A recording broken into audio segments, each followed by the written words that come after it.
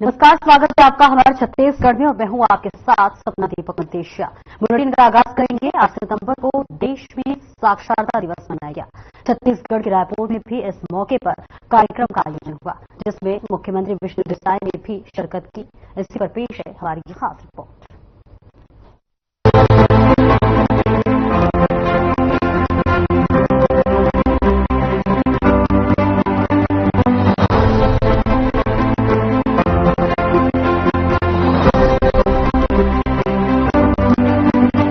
अंतर्राष्ट्रीय साक्षरता दिवस के मौके पर छत्तीसगढ़ की राजधानी रायपुर में कार्यक्रम का आयोजन किया गया, जिसमें सीएम विष्णु देसाई ने शिरकत की। साथ ही भारी संख्या में लोग भी शामिल हुए। इस मौके पर कई कार्यक्रमों का आयोजन किया गया। अंतर्राष्ट्रीय साक्षरता दिवस के उपलक्ष्य में आज हम लोग पंडित दीनदयाल उपाध्याय ऑडिटोरियम में मौजूद है। सीएम साई ने यहाँ पे उद्घाटन किया है और यहाँ का माहौल जिस तरीके से देख रहे हैं कि यहाँ एक उल्लास मेला भी लगाया गया। इस उल्लास मेला में हम लोग मौजूद है कि आप कुछ बदलाव के माध्यम से पढ़ाई किस तरीके से करना चाहिए। उल्लास मतलब वो है कि जो बिजली या जो पढ़ाई छोड़ चुके हैं और जो पढ़ाई नहीं करते हैं उन लोगों के लिए है। तो वही चीज हम यहाँ दिखाने की कोशिश करेंगे कि किस तरीके से ये लोग मेहनत करके क्या करे तरीके से वो अभी तक का बने हुए हैं। तो हम लोग यहाँ पे मैडम बैठी हुई है। मैडम कैसी मेहनत रही होगी जो आप लोगों ने इस तरीके का बनाया थे, आप बोल पाएंगे? सर ये जो हम लोग कल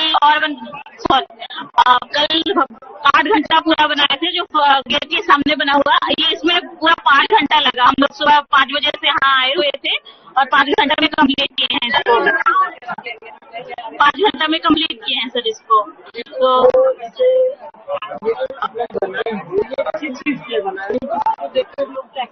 सर इससे हम लोग ये बताना चाहते हैं कि जैसे वो है बुनियादी शिक्षा है ना, कि जो हमारे जो 15 साल के ऊपर वाले हैं उसको हम लोग पढ़ा सकते हैं। उनका अंक ज्ञान, संख्या ज्ञान कैसे करवाएंगे उसके लिए बनाए हुए SLN।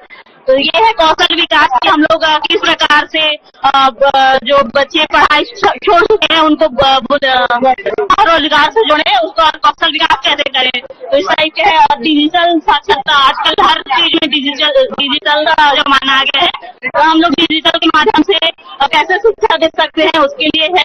और वो सबके लिए शिक्षा, तो अभी हम तो पढ़े लिखे हैं, लेकिन अब जो बुजुर्ग हैं जो पढ़े नहीं है, साक्षर नहीं है, उनको कैसे साक्षर कर सकते हैं उसके लिए बनाया गया है सर। मैं लकेश्वरी कोराम, शिक्षक, शासकीय शिक्षा महाविद्यालय रायपुर से सर। तो यानी कि शिक्षा को लेकर जिस तरीके से सरकार लगातार काम कर रही है, कहीं ना कहीं आप लोग देख रहे होंगे कि कितने बेहतर तरीके से काम हो रहा है। अगर साक्षरता दिवस नहीं होता तो उल्लास मेला क्या है ये पता नहीं चलता। देखना होगा कि अगर भी लोग बने हुए हैं यहाँ पे, उनसे भी हम बात करने की कोशिश करते हैं कि यहाँ पे उल्लास केंद्र भी खोला गया। उल्लास केंद्र क्या है? कार्यक्रम में मौजूद लोगों में भी कार्यक्रम को लेकर काफी उत्साह देखने को मिला। सर हम लोग रायगढ़ जिले बिलासपुर संभाग से आए हुए हैं और क्योंकि उल्लास कार्यक्रम के तहत आज हम यहाँ उपस्थित हुए हैं और बच्चों को और जो उल्लास कार्यक्रम चल रहा है उसके तहत हम नया आधुनिकता के साथ बच्चों तक कैसे पहुँचे उसको बताने के लिए विभिन्न प्रकार के जादुई पिटारा जिससे बच्चे जिससे आकर्षित हो। हमारे पास देख रहे हैं कि अब पजल 2 रंगोली हमारी कॉलेज की ओर से शिक्षा महाविद्यालय रायपुर की ओर से बनाई गई। कल की रंगोली में हम लोगों को 8 घंटे का समय लगा सारे बच्चों को, और आज की रंगोली में 7 घंटे का हमको समय लगा। और हमारे बीच में 2 मैडम है, मांडलिक मैडम और मिश्रा मैडम जो बैठी हुई हैं, दोनों ने कड़ी मेहनत की और कल लगभग रंगोली बना के 8 बजे बच्चे लोग अपने अपने घर पहुंचे और सुबह 6 बजे से लगे थे और 1 बजे तक ये रंगोली को उनके द्वारा बनाया गया है। परिचय में Ghanshyam Singh Patel, B.Ed procedure 3, 3 semester, शासकीय शिक्षा महाविद्यालय रायपुर। हम लोग शिक्षक सहायक सामग्री के लिए स्टॉल लगाए हैं। इसमें हम लोग नवाचारी तरीके से शिक्षार्थियों को शिक्षित करेंगे, जैसे कि हम लोग अंक ज्ञान के लिए मूर्त चीजों को अमूर्त की अवधारणा को बढ़ाने के लिए उन लोग को गिनना आता है कि कितना है, तो ये पट्टी गिन के दिखा सकते हैं और हम लोग दिखाएंगे कि अंक कैसे हैं। तो इसके लिए हम लोग कटिंग मटेरियल रखे तो वहाँ से वो कटिंग में समझ जाएगा। हम लोग जैसे कि हिंदी वर्णमाला में कई शब्द एक साथ कॉमन यूज होते हैं, उसके लिए भी यूज कर सकते हैं। करुणा पटेल, सूरजपुर, प्रेमनगर। तो सर उल्लास जो है ये जो है अंतर्राष्ट्रीय कार्यक्रम है जिसमें जो केंद्र सरकार जो नरेंद्र मोदी के द्वारा जो असाक्षर शिक्षार्थी हैं जो हमारे देश के, वो हर राज्यों में ये काम कर रही है। और जो है हमारे छत्तीसगढ़ के जो सूरजपुर क्षेत्र जो है, सर्व समाज के सूरजपुर क्षेत्र में हम लोग को इस साल जो है 33,000 शिक्षार्थियों को साक्षर करना है।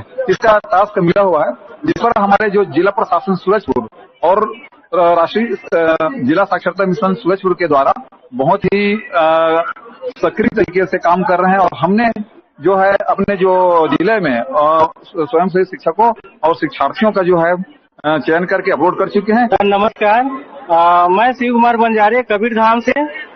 FLN के अंतर्गत जो TLM का प्रदर्शनी आज स्कूल शिक्षा विभाग छत्तीसगढ़ शासन के द्वारा राज्य स्तर पर लगाया गया था, उसमें उल्लास नव भारत साक्षरता आज 8 सितंबर राष्ट्रीय साक्षरता दिवस के अवसर पर राज्य स्तर पर ये मेले का आयोजन किया गया था, जिसमें हमने FLN आधारित दुर्ग संभाग के में अंतर्गत हम लोगों ने भाषा और गणित के जो मूलभूत साक्षरता है उनको सिखाने के लिए TLM का निर्माण किए थे, जिसका प्रदर्शन आज हमने राज्य स्तर पर किया है। देखिए, कबीरधाम जिले में सबसे पहले मैं ये बता दूं कि 30,000 असाक्षरों को साक्षर बनाने का लक्ष्य प्राप्त हुआ है, जिसके लिए हमारे जिले में 3,000 स्वयंसेवी शिक्षक काम कर रहे हैं। इसके लिए पूरे जिले में एक उल्लासमय वातावरण बनाया गया है, चाहे वाल पेंटिंग के माध्यम से हो, चाहे फ्लेक्स के माध्यम से, चाहे बैनर के माध्यम से, पोस्टर के माध्यम से और जन जागृति के माध्यम से। हमारे स्थान स्थान पर नुक्कड़ नाटक के माध्यम से भी ये संदेश दिया जा रहा है कि हर किसी को पढ़ना बहुत आवश्यक है, हर व्यक्ति को साक्षर होना बहुत आवश्यक है। और मैं बताना चाहूंगा कि हमारे जिले के जो जिलाधीश महोदय हैं आदरणीय श्री जन्मेजय महोदय जी, वो विशेष रुचि ले रहे हैं और उनके मार्गदर्शन में पूरा काम हमारे जिले में बहुत अच्छी तरह से चल रहा है। मेरा नाम अवधेश नंदन श्रीवास्तव है और मैं जिला साक्षरता मिशन प्राधिकरण का जिला परियोजना अधिकारी हूँ। जी सर, यहाँ पर हमारे बस्तर संभाग के सभी 7 जिला के स्कूली शिक्षा और नव साक्षरता उल्लास कार्यक्रम के तहत प्रदर्शनी लगाया गया था।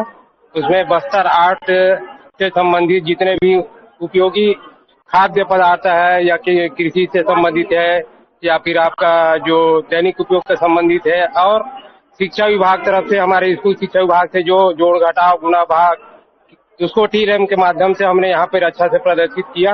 यहाँ पे हम लोग TLM प्रदर्शित कर रहे हैं सर।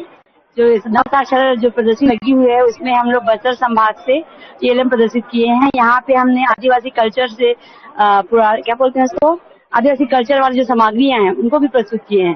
मेरा नाम श्रीमती निशा साहू है सर। मैं उच्च प्राथमिक शाला बीजागुड़ा बकावन ब्लॉक से हूँ, जिला बस्तर। तो वहीं CM साई ने अंतर्राष्ट्रीय साक्षरता दिवस के मौके पर सभी प्रदेशवासियों को शुभकामनाएं दी। CM विष्णुदेव साई ने इस मौके पर वहां मौजूद लोगों को संबोधित भी किया। CM ने कहा कि साक्षरता समाज में समानता, शांति और विकास का मूल आधार है। अंतर्राष्ट्रीय साक्षरता दिवस अक्षर ज्ञान की महत्वता बताने का दिन है। उन्होंने कहा कि ये ज्ञान के प्रकाश से समाज में सुख और समृद्धि फैलाने के संकल्प लेने का दिन है। CM ने कहा कि साक्षरता के लिए व्यक्तिगत रुचि और सामूहिक प्रयासों की आवश्यकता है। व्यापक जनभागीदारी से ये लक्ष्य हासिल किया जा सकता है। CM ने अंतर्राष्ट्रीय साक्षरता दिवस के अवसर पर प्रदेशवासियों से आह्वान किया कि सभी लोग कार्यक्रम में अपनी सक्रिय सहभागिता निभाएं और छत्तीसगढ़ को 100% साक्षर बनाते हुए डिजिटल साक्षरता, जागरूकता सहित जीवन पर्यंत शिक्षा की ओर अग्रसर हों। उन्होंने शालाओं और महाविद्यालयों में पढ़ने वाले सभी विद्यार्थियों से अपील की कि साक्षरता के पुनीत कार्य में भागीदार बने, साक्षरता की नई उपलब्धियों से प्रदेश में विकास के नए आयाम सुनिश्चित करें। हमारे विद्वानों ने कहा है कि शिक्षा विकास का मूल मंत्र है। मनुष्य को किसी भी क्षेत्र में विकास करना है तो शिक्षा बहुत जरूरी है। शिक्षा प्राप्त करके डिग्री हासिल करना खाली सरकारी नौकरी प्राप्त करने का नाम नहीं, बल्कि मनुष्य को किसी भी क्षेत्र में, चाहे वो व्यापार है, समाज सेवा है, राजनीति का क्षेत्र है, चाहे किसी भी क्षेत्र में विकास करना है तो शिक्षा जरूरी है। और विद्वानों ने भी कहा कि शिक्षा के बिना जीवन अधूरा है। आज आप सब लोग समझते हैं कि एक शिक्षित, एक साक्षर मनुष्य जिस तरह से जीवन जीता है और एक असाक्षर, एक अनपढ़ व्यक्ति जिस तरह से जीवन जीता है, दोनों के जीवन जीने में जमीन और आसमान का फर्क होता है। और हमारा ये देश प्राचीन काल से ही विश्व गुरु रहा है, शिक्षा के क्षेत्र में बहुत अग्रणी रहा है। नालंदा विश्वविद्यालय, तक्षशिला विश्वविद्यालय का नाम आप सुने होंगे। पूरे दुनिया के बच्चे इन विश्वविद्यालयों में शिक्षा प्राप्त करने आते थे और यह हमारे देश में काफी प्रयास हो रहा है शिक्षा को आगे बढ़ाने के लिए। हमारे देश के यशस्वी प्रधानमंत्री श्री नरेंद्र मोदी जी वो भी बहुत प्रयास कर रहे हैं और आदरणीय श्री मोहन जी बता रहे थे कि पिछले 5 साल इस साक्षरता मिशन का काम यहां पर बंद था, फिर इस साल शुरू किए हैं और हमारे आदरणीय मोदी जी का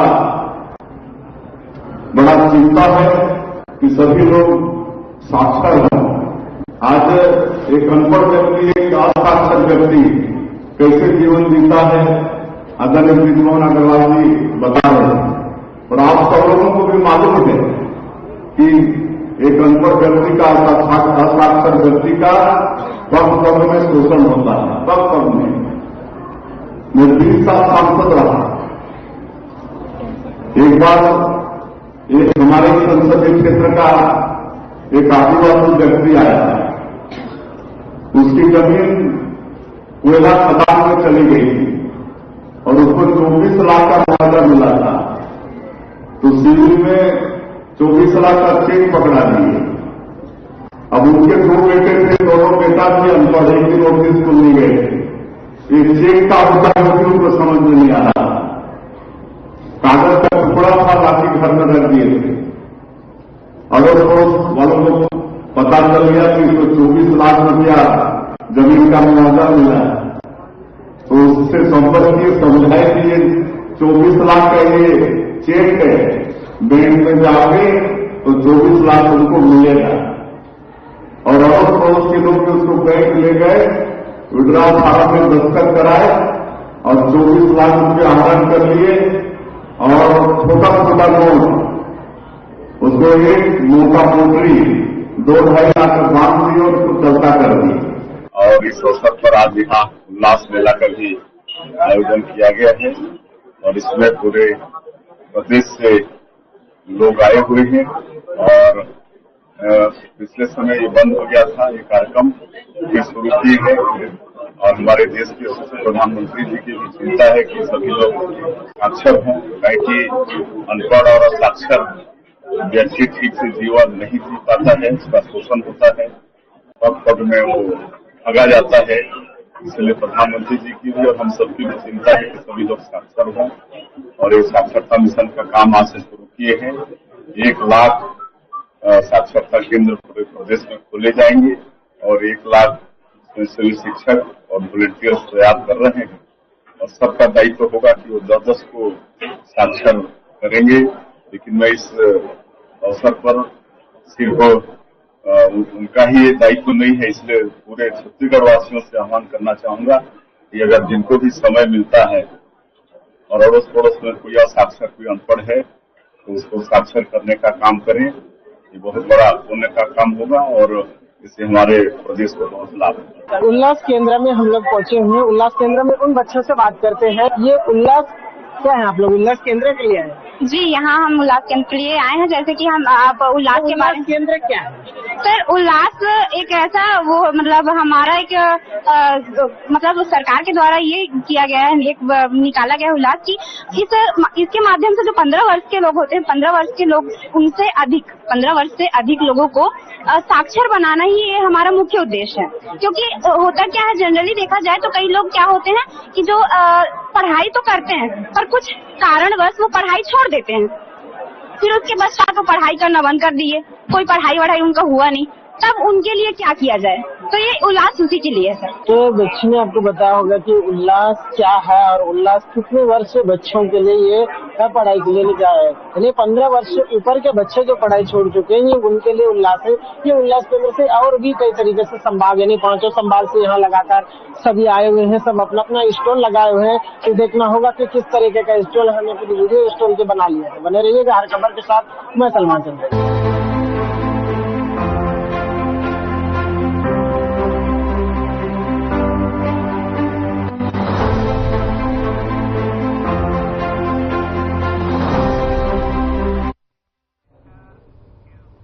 और लेंगे छोटा सा ब्रेक, जल्द लौटते हैं।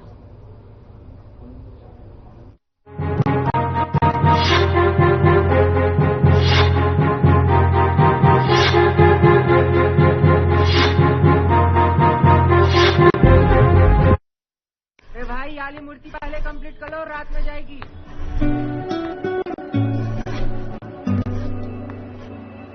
चाचा, मूर्ति चाहिए। दिखाता हूं। ये देखिए, ये सारे मूर्ति बहुत डिमांड में है। अरे चाचा, इतनी बड़ी नहीं, मुझे छोटी मूर्ति चाहिए। अच्छा, तो घर के लिए चाहिए? जी, मेरा पहला पक्का मकान बना है ना, गणेश चतुर्थी है और मेरा गृह प्रवेश भी है, तो गणेश जी का विराजमान होना जरूरी है ना। अच्छा, मंगवाता हूँ। छोटू, हाँ चाचा। छोटी और सबसे अच्छी मूर्ति लेकर आ।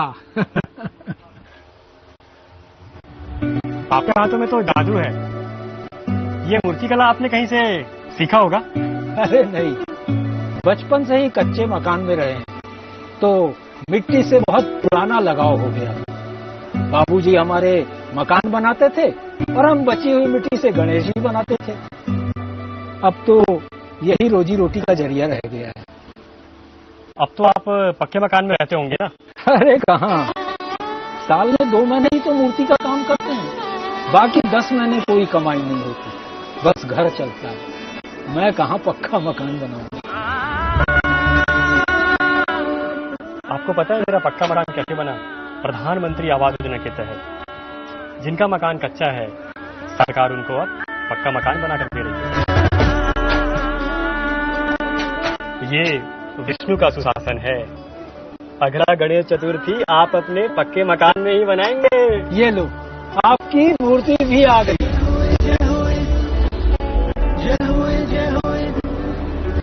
और हाँ, अपने पक्के मकान के लिए डिमांडिंग मूर्ति ही बनाइएगा।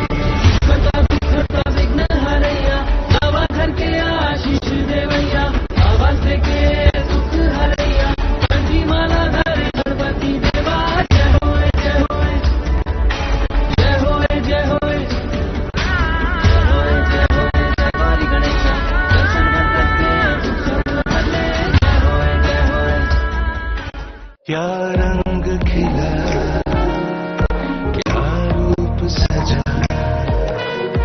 मैं ही नहीं दुनिया ने कहा।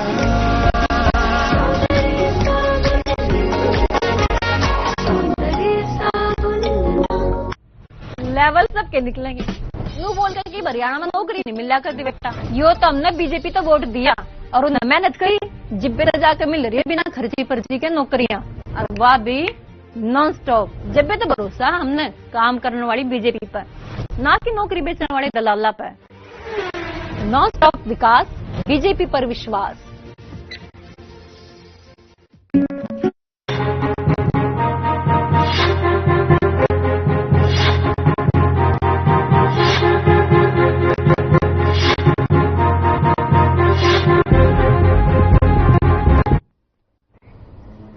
और ब्रेक के बाद एक बार फिर से स्वागत है आपका। बढ़ते हैं खबरों की ओर। दुर्ग के ग्राम नंदिनी खुंदनी में पुराना शीतलापारा और यादव मोहल्ला गुट के कुछ लोगों में विवाद हो गया।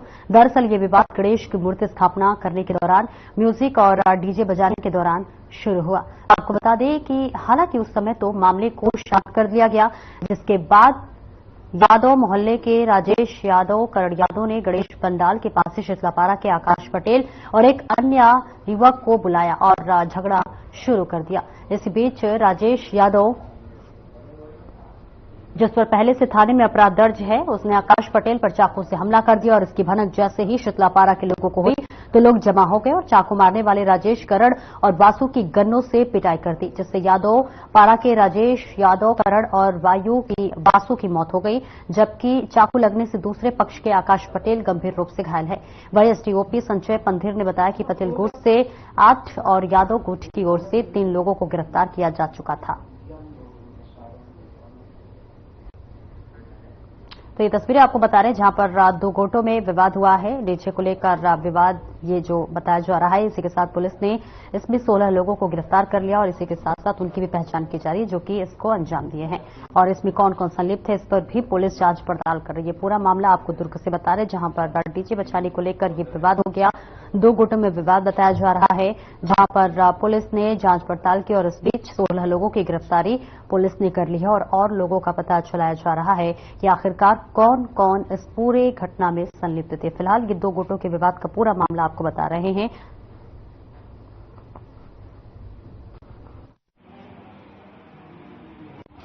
छह तारीख की शाम को गणेश जी लाने के उपलक्ष्य में डीजे बजा के शीतला गणेश समिति के द्वारा नंदनी खुन्नी में डांस और गाजे बाजे के साथ में लाया जा रहा था। तो इसमें यादव लड़के चार धन्नू, करण, राजेश और वासु, ये चारों भी इसी डीजे पार्टी के साथ में डांस करके शामिल हो गए। डांस करने के दौरान में धक्का मुक्की पर विवाद हुआ भागी पटेल से। ये विवाद वहां पे लोगों ने समझाने बुझाने पे शांत हो गया। दूसरे दिन लगभग 11:30 बजे नंदनी खुन्नी में सोनू पटेल को इन लोगों ने घेर के मारा। धन्नू, करण, राजेश और वासु ने। ये मारपीट की जब लोगों पटेल लोगों को जानकारी हुई, थोड़ी सी नाराजगी हुई, उसके बाद भी बड़े बुजुर्गों ने इसको समझा बुझा लिया। रात करीब 8 बजे धन्नू ने वासु को फोन किया तो वासु बताया यहां झगड़ा हो रहा है, जल्दी आ जाओ। तो शीतला मंदिर के पास में मारपीट होने लगी। इसी मारपीट में करण, वासु और राजेश, इनकी मृत्यु हो गई। डंडे और बांस से इनको मारपीट की गई थी और इसको धन्नू ने आकाश पटेल को चाकू मारा, जो कि पेट और हाथ में उसको चाकू लगा है और घायल का अभी चंदुला चंदाकर में इलाजरत है और मृतक लोग हैं जो इनकी मतलब हमने अपराध पंजीबद्ध। और वही भिलाई निगम और जिला प्रशासन मिलकर अब तक की सबसे बड़ी अतिक्रमण हटाने की कार्रवाई करने जा रही है। आपको बता दें कि जे रोड पर स्थित मजार के इर्द गिर्द अतिक्रमण हटाने की तैयारी की जा रही है और पिछले जिसके चलते 100 पुलिसकर्मी, 150 से अधिक निगम कर्मचारी, आधा दर्जन जेसीबी लेकर तैयार है। वही अवैध निर्माण ध्वस्त करने की प्रक्रिया शुरू की जाएगी। आपको बताते चले कि हाई कोर्ट के आदेश पर इन अवैध अतिक्रमण पर बुलडोजर चलाया जाएगा।